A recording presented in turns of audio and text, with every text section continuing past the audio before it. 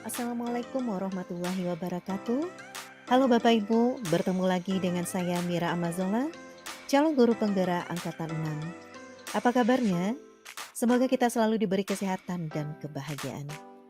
Nah, pada kesempatan kali ini, saya akan memaparkan koneksi antar materi, kesimpulan dan refleksi pemikiran Ki Hajar Dewantara, modul 1, tugas 1.1.A.9.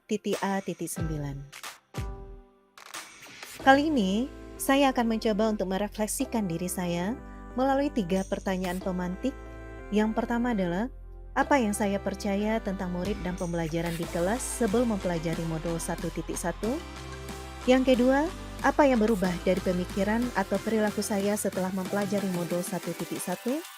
Yang ketiga, apa yang dapat saya terapkan agar suasana kelas mencerminkan pemikiran Ki Hajar Dewantara? Sebelum mempelajari modul 1.1, saya percaya bahwa saya telah berhasil menyelenggarakan pembelajaran sesuai dengan tuntutan kurikulum. Saya datang ke sekolah, lalu berusaha untuk mentransfer ilmu pengetahuan kepada siswa. Ketika itu target saya adalah bagaimana membuat suasana kelas tertib, disiplin, dan anak paham dengan apa yang saya ajarkan tanpa saya bertanya kepada mereka kegiatan pembelajaran seperti apa yang mereka inginkan dan apa manfaat dari mereka mempelajari materi tersebut. Yang kedua adalah saya masih mendominasi pembelajaran. Ketika berada di dalam kelas, yang menjadi target pembelajaran adalah bagaimana materi yang ingin saya sampaikan dapat dipahami oleh siswa tanpa memikirkan strategi atau teknik agar mereka aktif terlibat dalam pembelajaran. Biasanya saya menggunakan metode ceramah sehingga sayalah menjadi satu-satunya menjadi sumber belajar bagi siswa. Mereka hanya duduk diam mendengarkan tanpa ada keterlibatan langsung di dalamnya. Saya lupa kalau sebenarnya tugas seorang pendidik bukan hanya mentransfer ilmu, tapi seorang pendidik harusnya mendidik dan bisa menuntun siswa agar dapat kemerdekaan belajar. Selanjutnya adalah, biasanya saya mengajar tanpa memikirkan kodrat alam dan kodrat zaman siswa. Sehingga sangat mudah bagi saya untuk menjudge seorang siswa tanpa menyelami lebih lanjut tentang karakter siswa tersebut. Kalau ada siswa yang tidak mengerjakan tugas, maka mereka akan langsung dicap pemalas. Selanjutnya adalah, saya sering mengeluh tentang peserta didik yang kurang aktif dan termotivasi dalam pembelajaran. Saya merasa apa yang salah dengan mereka, tanpa memikirkan sebenarnya apakah saya sudah benar-benar memberikan pembelajaran yang terbaik kepada mereka. Nah, setelah saya mendapatkan pembelajaran dari modul 1 tentang pemikiran Ki Hajar Dewantara, di sanalah ada perubahan dari pemikiran atau perilaku saya. Salah satunya adalah saya harus merubah konsep mengajar saya. Saya menyadari kekeliruan saya dalam mengajar. Ternyata ruang lingkup sebagai pendidik tidak sempit, namun ruang lingkupnya sangat luas. Jadi seorang pendidik tidak hanya mengajar, tapi juga mendidik dan menuntun siswa ke arah yang lebih baik. Dan selanjutnya adalah biasanya saya yang menjadi trend center dalam pembelajaran. Dan setelah saya mempelajari modul 1 ini, maka yang menjadi fokus pembelajaran adalah siswa. Saya berusaha untuk merancang pembelajaran bagaimana siswa aktif dalam proses belajar mengajar.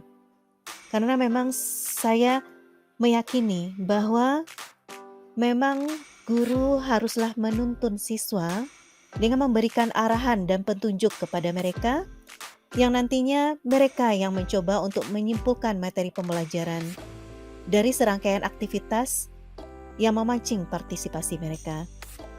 Dan kita sebagai guru hanya mengarahkan.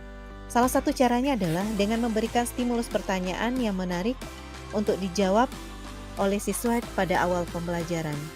Selanjutnya adalah bagaimana menggiring siswa agar mereka terlibat langsung dalam pembelajaran.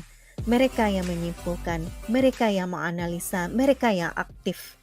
Kita hanya sebagai pembimbing, memberi arahan kepada mereka, tetapi mereka yang ikut andil dalam menyimpulkan pembelajaran. Selanjutnya adalah memberikan kemerdekaan belajar kepada siswa dalam menyelesaikan tugas sesuai dengan minat, bakat, dan kreativitas mereka. Jadi, saya berusaha untuk tidak kaku lagi dalam memberikan pembelajaran atau memberikan instruksi kepada mereka.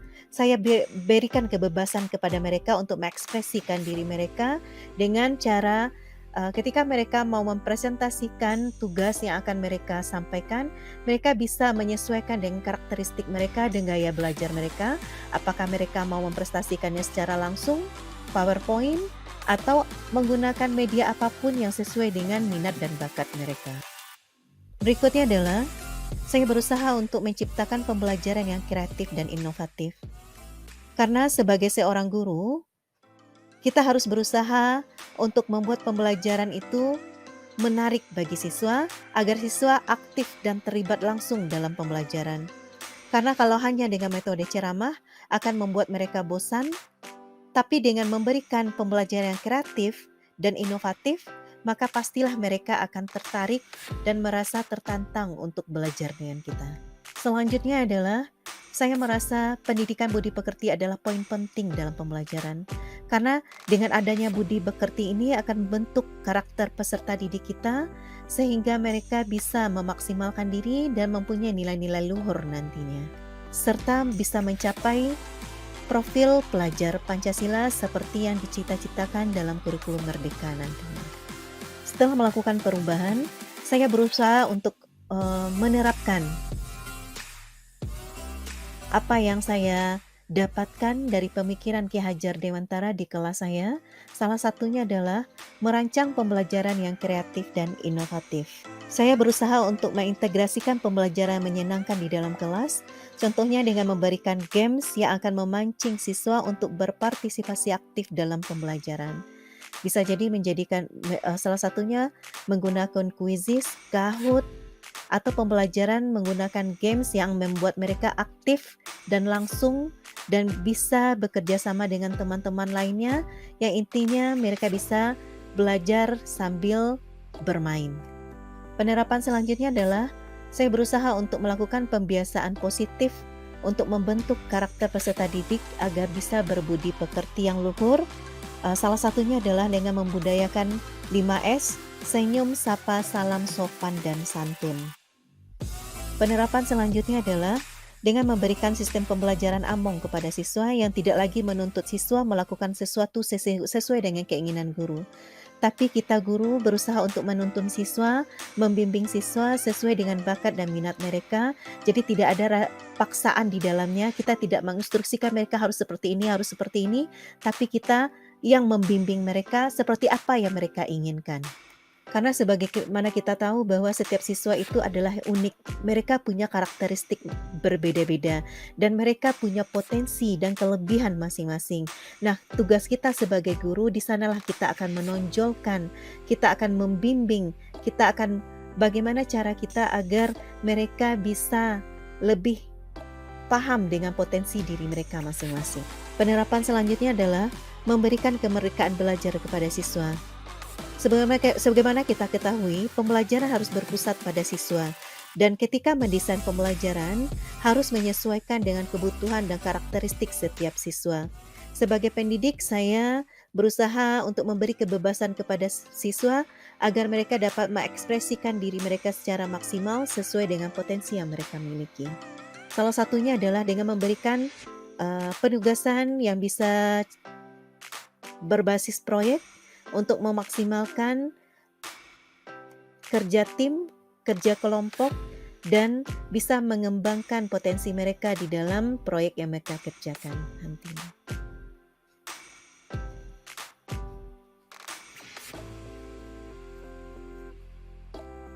Setelah merefleksi diri dari pemikiran Ki Hajar Dewantara, ada beberapa kesimpulan yang bisa diambil dan bisa diaplikasikan di dalam kelas kita masing-masing nantinya.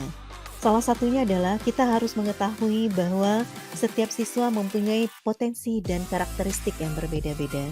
Mereka bukan hanya sebuah kertas kosong, mereka merupakan kertas yang sudah ada terisi, sudah bertulis, tapi samar-samar. Nah, tugas kita sebagai guru bagaimana kita menjelaskan, menebalkan tulisan itu sesuai dengan bakat dan minat mereka.